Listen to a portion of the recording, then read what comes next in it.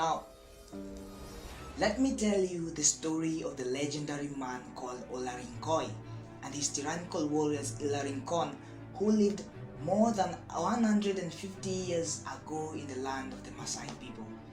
Now, the despotic rule of Olarinkoi and his tyrannical warriors Ilarinkon remains permanently etched in the collective psyche of the Ma people. The despot is said to have belonged to a splinter group that were left down Kerio Valley when the ladder which they had used to scale at the edge of the precipice broke halfway, sending those who had not ascended hurtling down the cliffs. It is not known exactly when the Ilarinkon warriors reascended, but it is said to be not less than 50 years after the first ascension. Now, it was said that the Ilarinkon were so frustrated by their inability to ascend that by the time they were on top of the precipice, they looked for anyone upon whom they would redirect their frustration. So Ilarinkoi dispatched spies to all the corners of the Ma people to go and gather intelligence on them. So they went and came back and said, "Hey, we found an expansive land, lush with green grass and luscious fruits of all kinds were there ready to be plucked. Wild animals were roaming around freely. Thousands upon thousands upon thousands of Ma people's sheep and cattle were grazing lazily on the land that extended to the horizon. But of the Ma people, only old men, women, and children were living there. Not a single Moran was sighted." So they later learned that the Morans had gone to Anenjore. It is a main cattle raid where they undertook from time to time as an escapade to keep themselves fit and also to intimidate their neighbors. So it was when that these people heard about this message, Olarinkoi and his warriors attacked the people of Ma. I tell you, the raid was done in such lightning speed that within days they had subdued the entire countryside and caused mayhem and chaos that had never been witnessed by the people of Ma. They brutalized women and children, slaughtered every man who came their path, and also burnt homestead. It was simply a bloodbath. Every male who survived was so intimidated by the Ilarinkon warriors that they had to disguise themselves as women to simply escape death. Now on the other side, the Ma warriors were so unlucky. For the first time, the Oloiboni who had prophesied their success on the Njore had guessed wrongly this time. So they went and found their enemies armed to teeth waiting for them in the hills. And by the time they were engaging them in a fierce battle, the Ma warriors were defeated massively.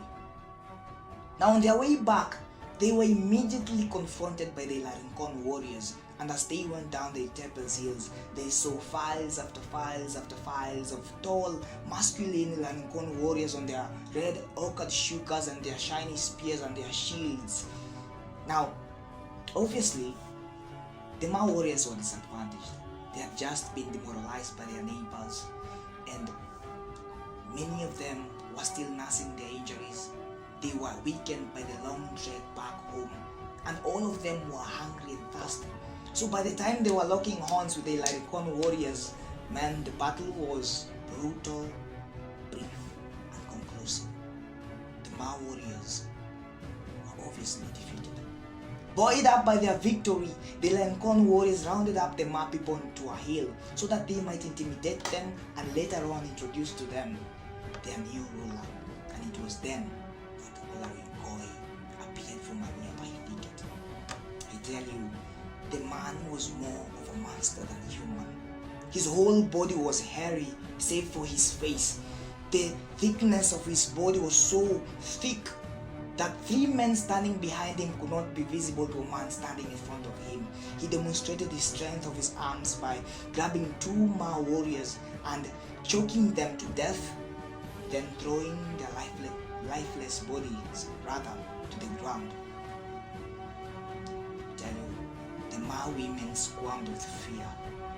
The men grounded their teeth with impotent fury. What made them fear the most? It was that they saw a long spear that was heavy being carried by 2 people. A huge shield that was heavy, that was being carried by 4 people, and still they were struggling. But effortlessly, Olarinkoy took his shield and his spear and stood menacingly in front of the Ma people, and behind him, at his back, you could see the files after files of tall, masculine Olarinkon warriors. And the sight subdued the entire Ma. And it was then that Olarinkoy spoke. He said, "I will brook no nonsense. I will wreak more havoc if no any of my command shall not be followed. I tell you, 50 bulls must be given to my Olarinkon warriors to slaughter every day. 1 calf of 10 born must be surrendered to me, and every woman, all the women who are of childbearing age, must make themselves available to entertain my warriors whenever called upon to do so." The whole Ma were dumbfounded. The women were the most perturbed. They were forced to compose lewd songs and sing and dance to them in the most outrageous and indecent dances and ways.